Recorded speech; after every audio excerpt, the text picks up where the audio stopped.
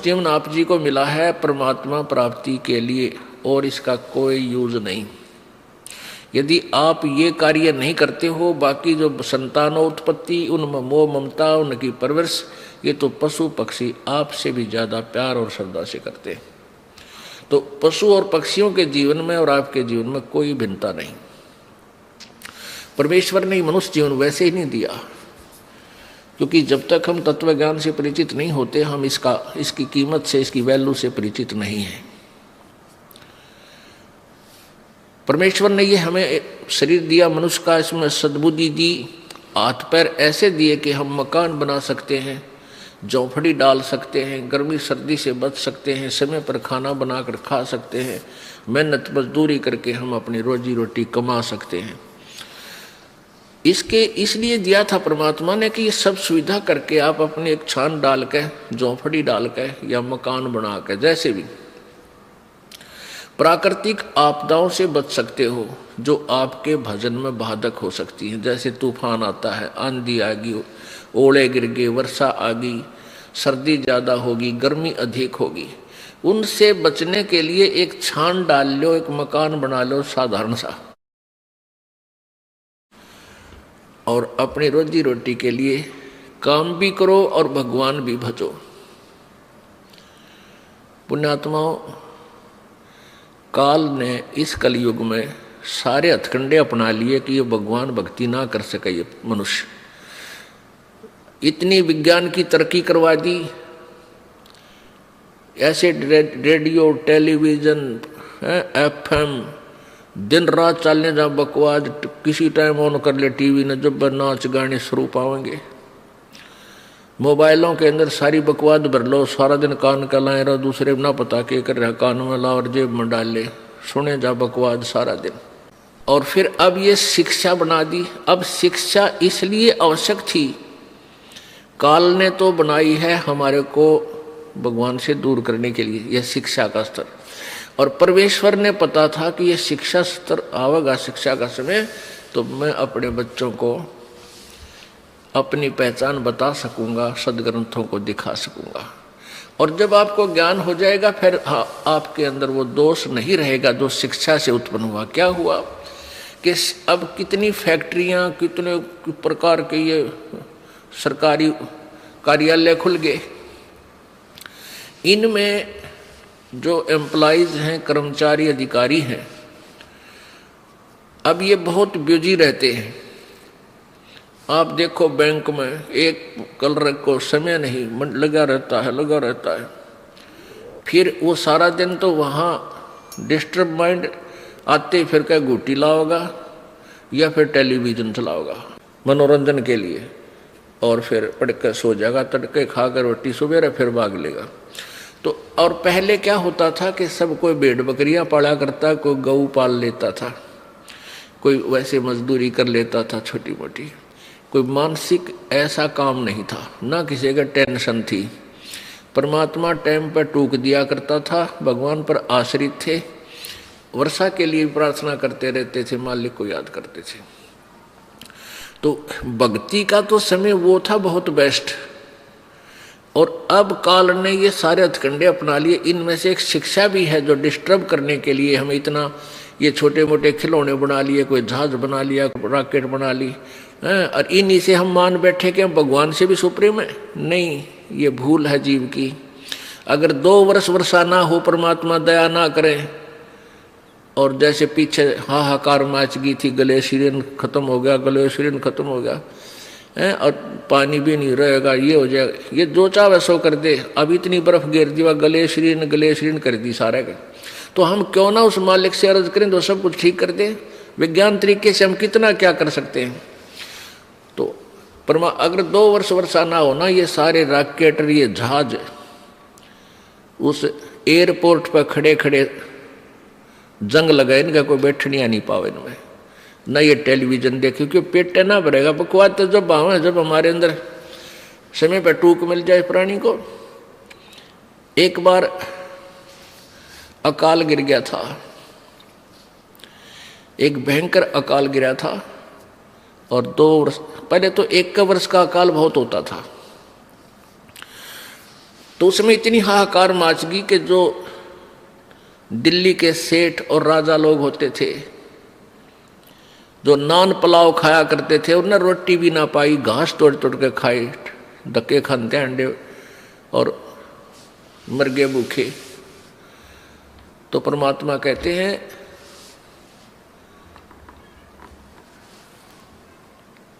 शहजादे मांगत फिरे वो दिल्ली के उमराव, जिन रोटी पाई नहीं जो खाते नान पुलाव। तो 1 वर्ष भी परमात्मा का झटका इन वैज्ञानिक या किसी भी सिर फिरे पर कतई नहीं उठेगा। इसलिए परमात्मा हमें ये याद दिलाना चाहते हैं कि मनुष्य जीवन आपको इसलिए मिला था कि आप परमात्मा की भक्ति करो और पीछा छुटाओ यहाँ से। तो जैसे अब मानसिक काम ज़्यादा हो गया, मानसिक काम नहीं है, उनको टेंशन बनी रहती है। क्यों? पैसे वाला शराब भी पीवे, बकवाद करे, सारे उत्पन्न करेगा।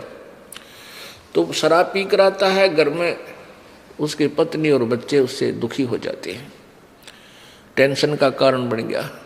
कोई भी घर खाली नहीं रहा जिसमें कोई नशा ना करते हो। या बिजली क्यों गिर गई? क्योंकि काल नहीं चाहता कि ये प्राणी भक्ति करे। मान लीजिए कोई एक घर का सदस्य उपदेश ले भी लेता है तो बाकी शेष जो है वो सारे आन उपासक, और कोई ना कोई बैल, कोई मांस खाता है, कोई अंडा खाता है, और कोई शराब पीता है, कोई तम्बाकू पीता है।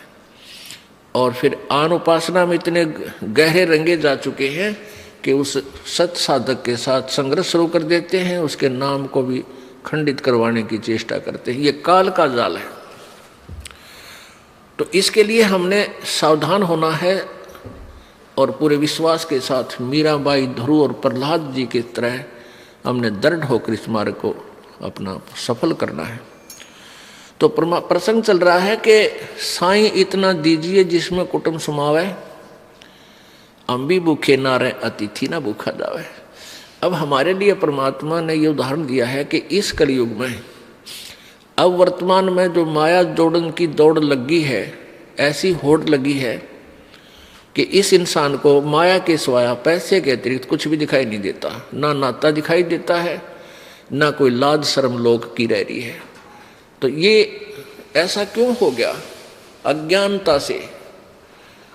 परमात्मा कहते हैं ये काया तेरी है नहीं, माया कहाँ से हो, और चरण कमल में ध्यान रखो, इन दोनों को खो।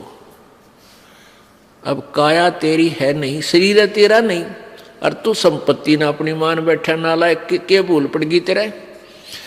तुम मालिक को याद कर, ये ना तेरी शरीर है ना तेरा संपत्ति है, इन दोनों को भूल जा और मालिक ने याद रख। इस मिट्टी से ये 5 तव का पुतला जब ये समाप्त हो जाएगा, इसका समय पूरा होगा, उसी समय इसको सभा कर देंगे, जला देंगे, ये राख बन जाएगा, पहचान भी नहीं होगी ये किसकी है। और इसके ऊपर गद्दे लोटा करेंगे। और इस मिट्टी से हम लाभ उठा सकते हैं, परमात्मा पा सकते हैं, इस मिट्टी से हम सोना बना सकते हैं। उसको भूलकर हम केवल एक ही काम लगे रहते हैं, संपत्ति माया जोड़ने के। अब इधर पश्चिमी देशों में क्या है, माया की कमी नहीं रही, उनके पास बहुत धन हो गया। अब वो धन हो गया तो उनको धन बहुत हो गया, अब उनको शांति नहीं। शांति प्राप्त करने के लिए वो उस माया ने छोड़ कर नो कहें बाहर जंगल में बैठते हैं जा करके, हफ्ता 10 दिन 15 दिन किसी तरह शांति मिल रहा है। तो पुण्यात्माओं, इस बीमारी ने कट्ठाए क्यों करे?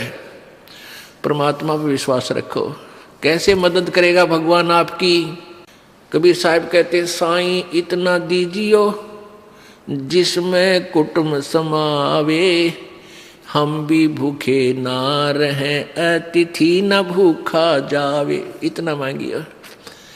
परमात्मा जब आप सच्ची भक्ति करोगे, आपके किसी भी कार्य में बाधा नहीं आने देगा। अब हम अपने परिवार के लिए जो मांग कहा है कि भी हम भी भूखे ना रहें और अतिथि ना भूखा जाए, सब कुछ आ गया। यानी रिक्वायरमेंट ऑफ द फैमिली, अपने परिवार की आवश्यकताओं को से अधिक डिमांड भगवान से नहीं करना।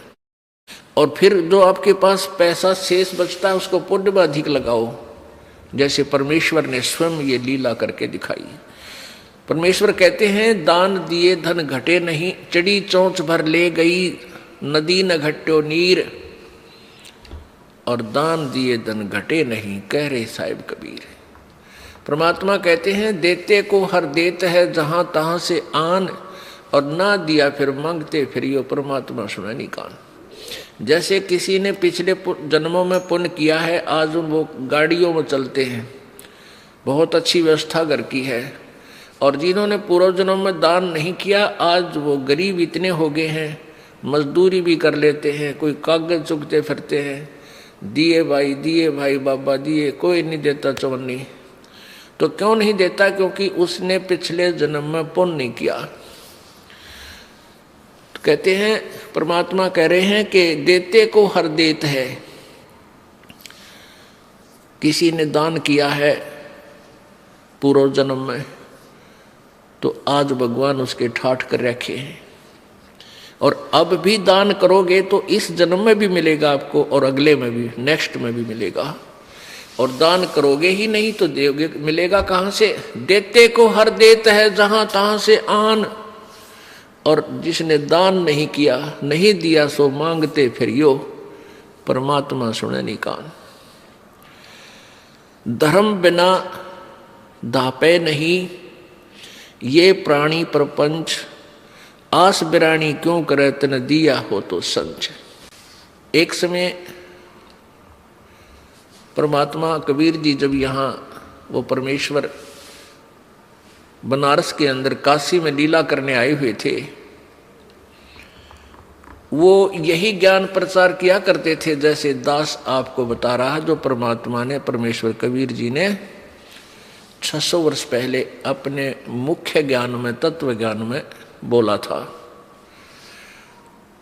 उसी ज्ञान को परमात्मा प्रचार किया करते थे, और दोनों धर्मों को, हिंदू और मुसलमानों को, दोनों को कहा करते तुम एक ही प्रभु के बच्चे हो, तुम अलग अलग नहीं हो, तुम आपस में झगड़ा करते हो, एक दूसरे को हीन सिद्ध करने की चेष्टा करते हो, ये तुम्हारा व्यवहार ठीक नहीं, क्योंकि तुम परिचित नहीं परमात्मा से। हिंदू को कहते थे और मुसलमानों को भी समझाते थे कि तुम जो साधना कर रहे हो तुम्हारी साधना ठीक नहीं है।